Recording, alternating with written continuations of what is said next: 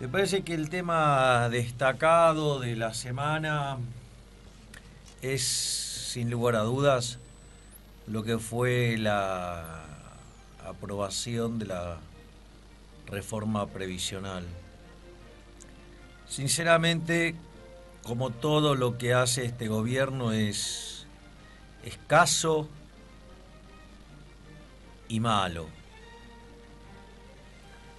La realidad es que uno tiene que tomar conciencia de que el sistema previsional en Argentina está quebrado.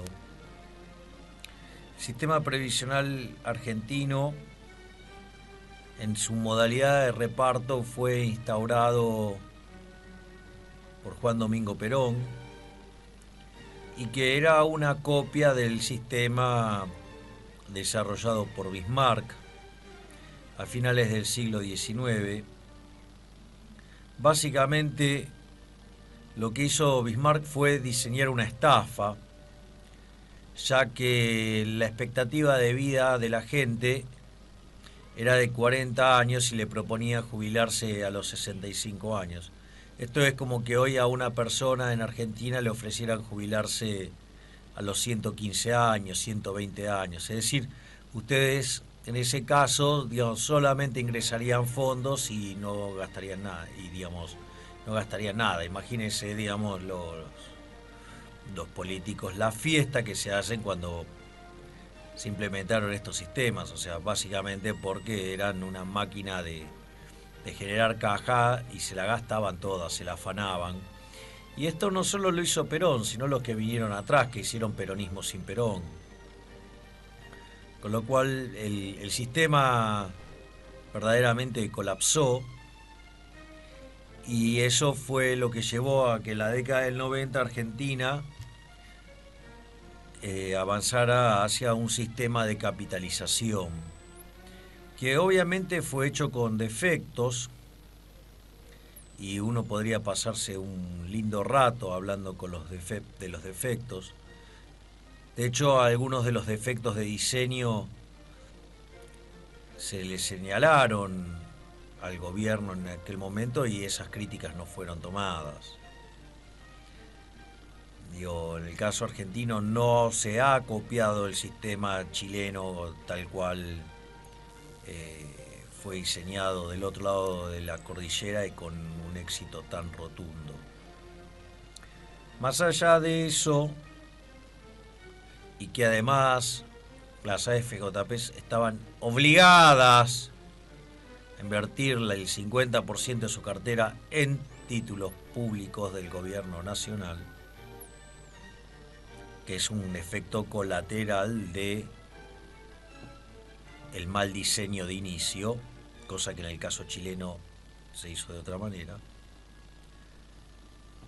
A pesar de que hubo un default en el año 2002, claramente, aún así, el sistema de capitalización estaba haciendo su trabajo.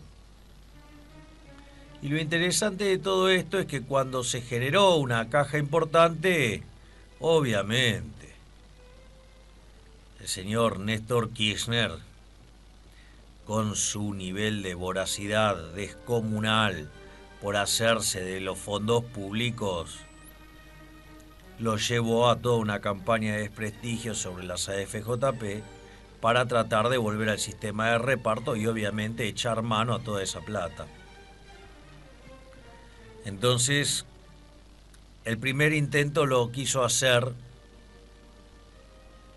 por la buena, por decirlo de alguna manera, llamando a votar a la gente y que eligiera si quería seguir en el sistema de capitalización o quería volver al del reparto. Cuando eso pasó, el 90% de los afiliados a las AFJP decidieron quedarse en el sistema de capitalización. Es decir, todavía recordaban la basura que era el sistema de reparto. Cosa que a veces la gente se olvida cuando hace las comparaciones. O se olvida que cuando la gente tuvo que elegir, eligió quedarse en el sistema de capitalización. Obviamente Néstor Kirchner no iba a dejar que esa caja le pasara lejos. O sea, no, cómo él, teniendo el monopolio de la fuerza, disponiendo del aparato represivo del Estado, no iba a poder manotearse los fondos de aquellos que estaban aportando. Y lo hizo por la fuerza. Es decir, cagándose en la decisión de los agentes que querían quedarse en el sistema de capitalización, porque sabían que inexorablemente las guitas se le iban a afanar. Y esto, digamos, empezó a pasar de alguna manera con el Fondo de Garantía de Sustentabilidad, donde, por ejemplo, yo recuerdo que en algún momento Bocio, quien lo manejaba, se jactaba de tener un retorno del 16% y se le escapaba el hecho de que la inflación era del 30%. Puede ser que su keynesianismo lo haga tan miope que tiene un problema de ilusión nominal, como gran parte de los keynesianos, porque tengo que pensar que son miopes, porque en su defecto, si no, tengo que pensar que es gente mala leche. Entonces prefiero pensar que son miopes. Ahora digo, la cosa no terminó acá. La señora Cristina Fernández de Kirchner decidió, para no tener que aceptar la mentira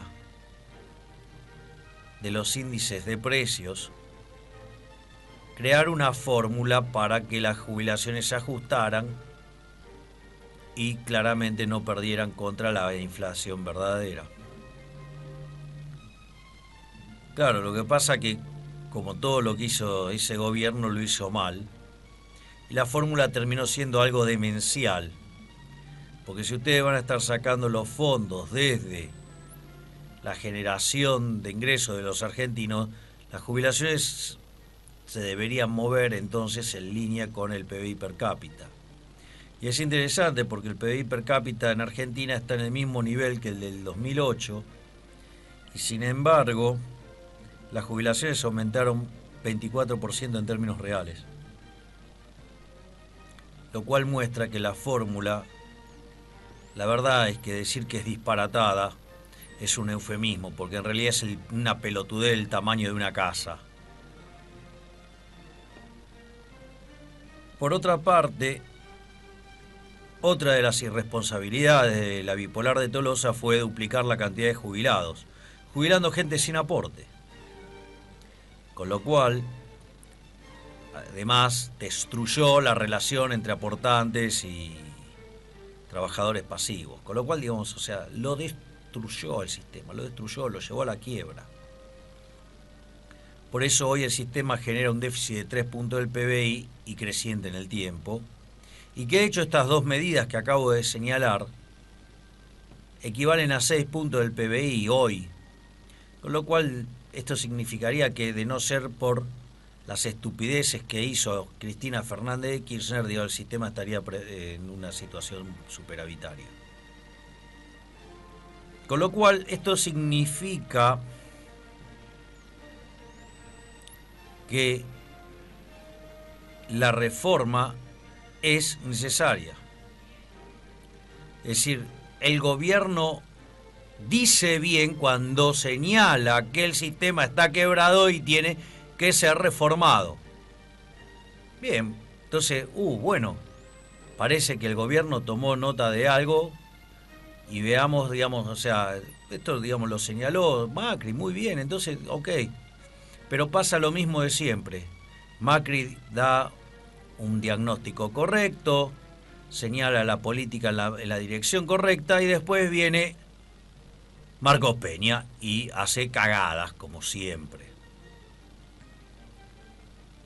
Entonces el punto es, digo, al margen que me tengo la intriga de si Macri es mentiroso o Marcos Peña es el presidente, digo, al margen de eso, a mí lo que me parece es que es una locura lo que hicieron. ¿Por qué? Porque si vos vas a hacer la reforma previsional, hacela como corresponde. O sea, se le explica a la gente cómo fue la estafa. y trata de arreglar el problema mirando hacia adelante. Pero el gobierno hizo todo mal.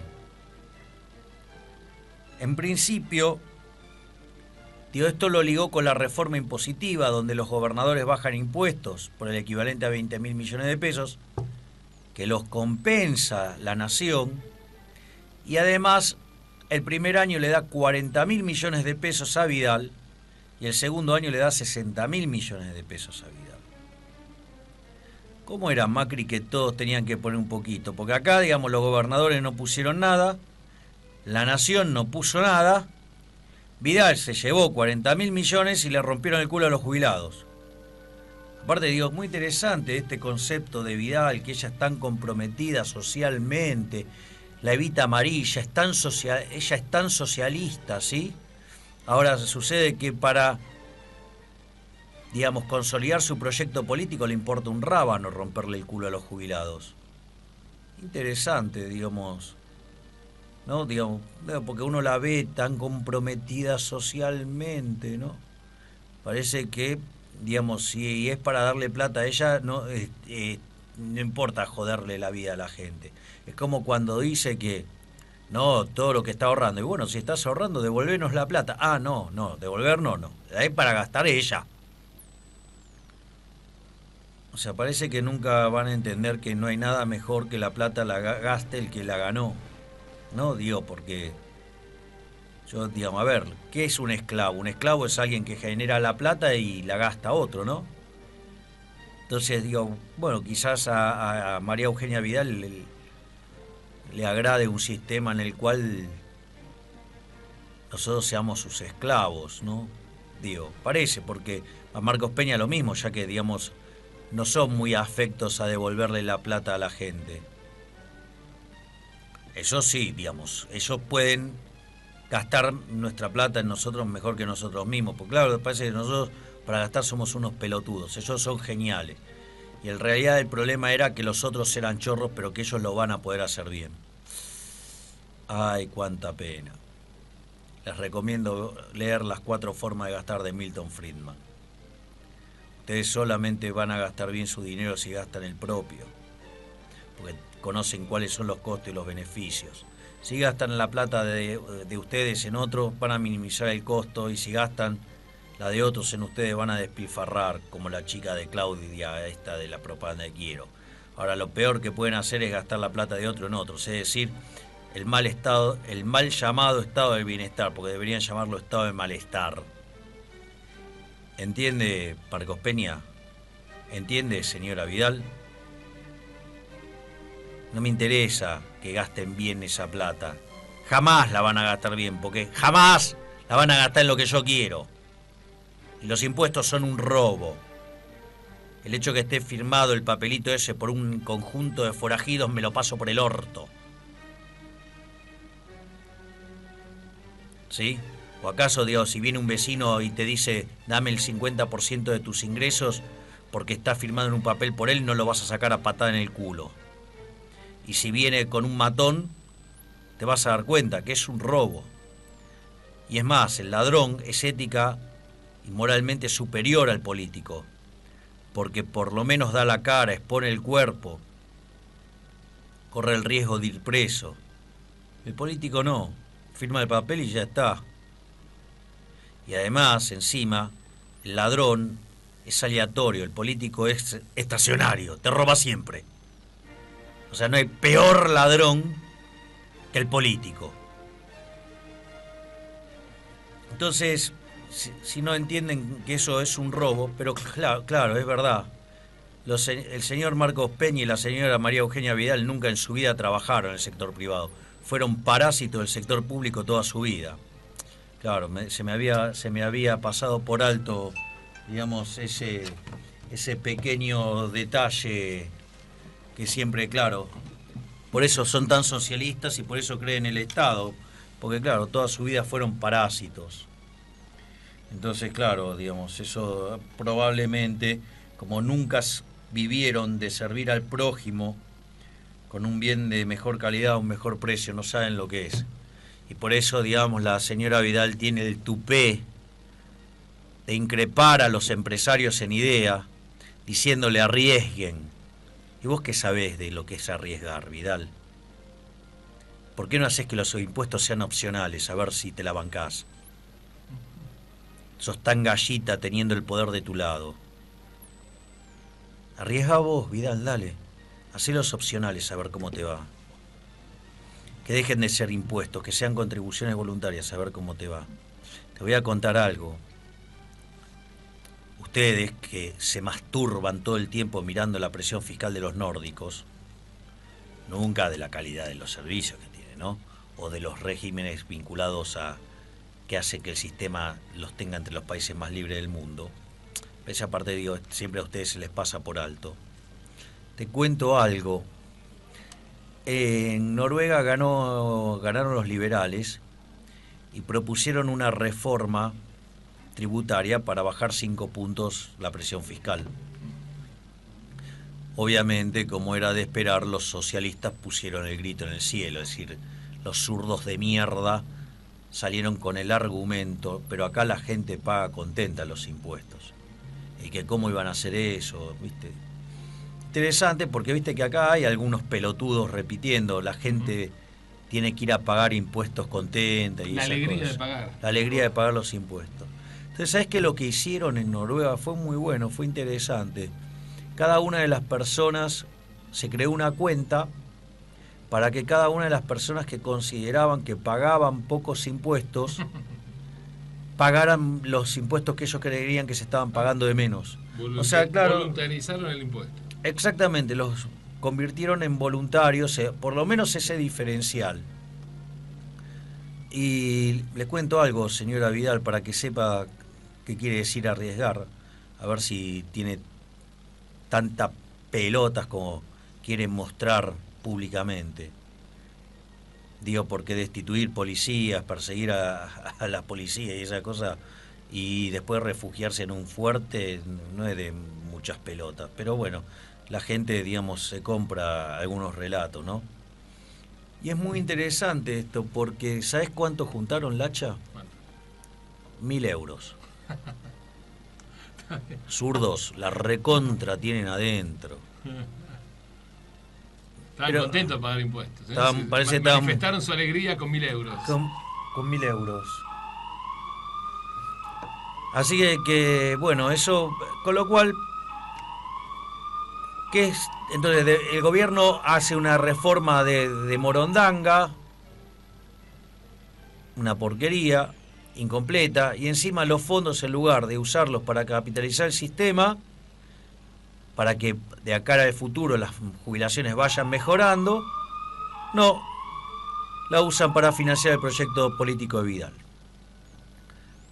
Naturalmente, como del otro lado están los forajidos, los delincuentes, los sodomitas del capital, los chorros, que de hecho se afanaron 2 veces las cajas previsionales, claramente,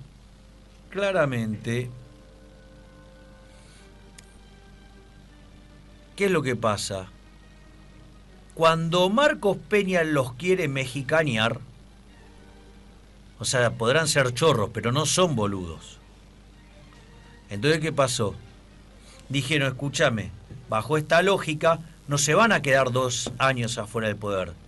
Por lo menos se van a quedar 6 años del poder afuera. 6 años más. Claro, con lo cual, y hay algunos que tienen síndrome de abstinencia porque no pueden afanar, obviamente generaron un desastre.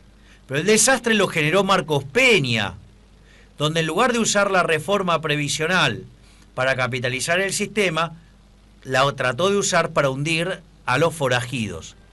Y voy a explicar por qué el quilombo es culpa de Marcos Peña, todo lo que pasó. Porque es muy interesante esto. Vamos a pensar con la lógica del chorro, que además 2 veces se afanaron las cajas. Si vos te fijas el costo político de la reforma, ¿quién lo pagaba? Lo pagaba el gobierno. 2. Si la plata iba al sistema para ser capitalizada, quiere decir que empezaba a tener más plata el sistema y además mejorar la ecuación económica financiera. Menos dependiente de impuestos o de otros ingresos. Con lo cual, el tipo que es un chorro aplaudiría eso. ¿Por qué? Porque cuando él vuelve al poder, se la afana. ¿Te das cuenta, Marcos Peña, que todo ese quilombo que se armó 2 veces en la plaza es culpa tuya? Es toda culpa tuya porque los quisiste mexicanear.